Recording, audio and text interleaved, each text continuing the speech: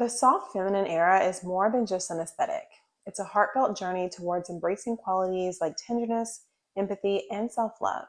It's about allowing ourselves to be vulnerable, nurturing, and in tune with our authentic selves. Sometimes it works out and sometimes it don't.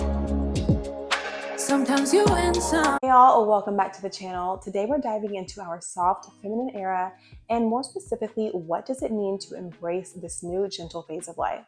And we're going to discuss how this soft feminine era can truly impact and transform our lives, our habits, and our daily routines.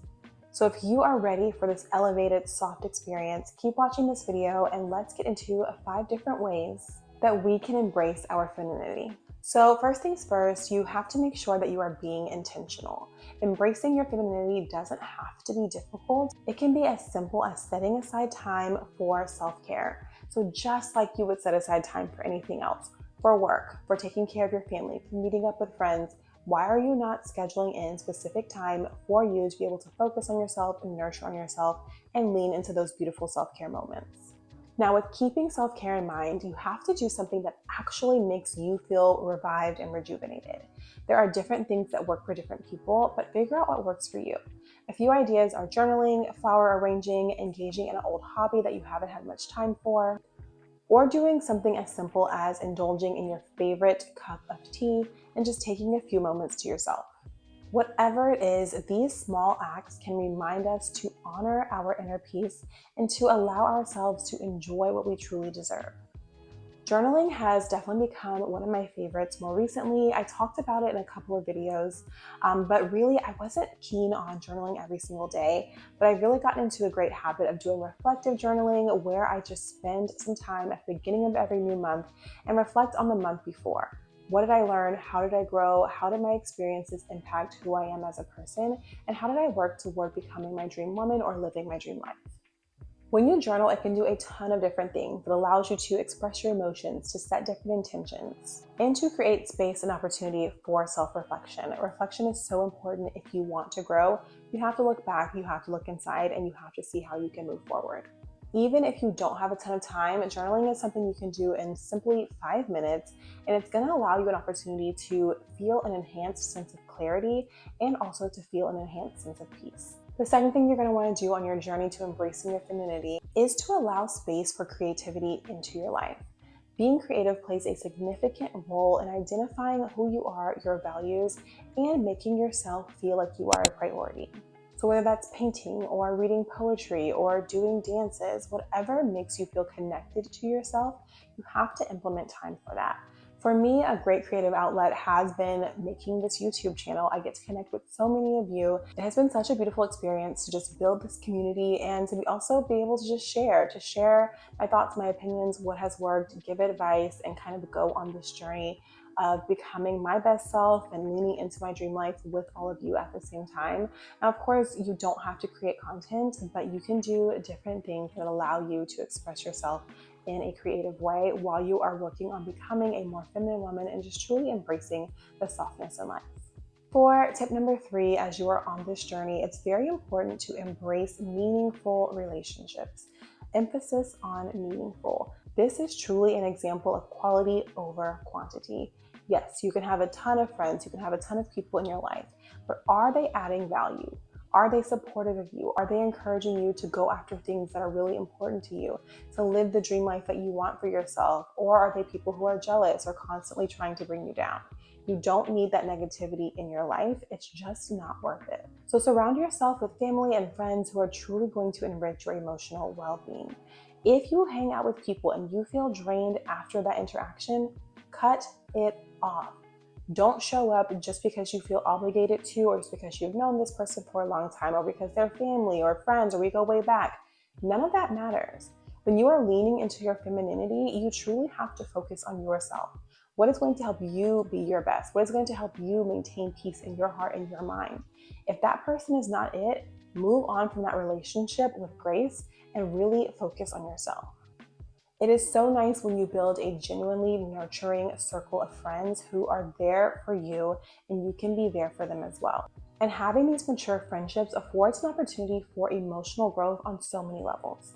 Another facet of this part of embracing your feminine side is actually nurturing these relationships. So you have them, but now what do you do about it? Well, be kind. There are so many things that you can do for other people, even if it seems small to you. You could simply write them a nice letter or send them a nice text, or be really intentional about setting aside time to spend with them as you're trying to deepen your connections. This really provides a lot of warmth in relationships, which in turn is going to provide a lot of warmth for you as you are leaning into this softer side. The fourth thing that you're going to want to do along your feminine journey is to embrace nature. Now, I used to be a non-nature girl. I was like, I don't do nature. I'm not going outside. There's bugs. It's hot. Absolutely not. But you know what I realized? I actually do like nature. I just like nature in an elevated way. So when the weather's nice, it is such a great opportunity to get outside, to feel connected with nature, and to feel grounded as well.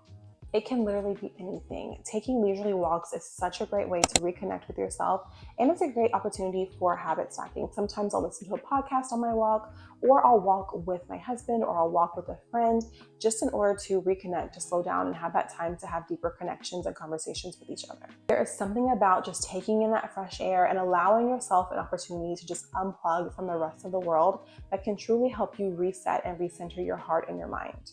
Nature literally has the power to soothe your nervous system, and it's a great opportunity to find peace in simplicity. So what can you do outdoors today?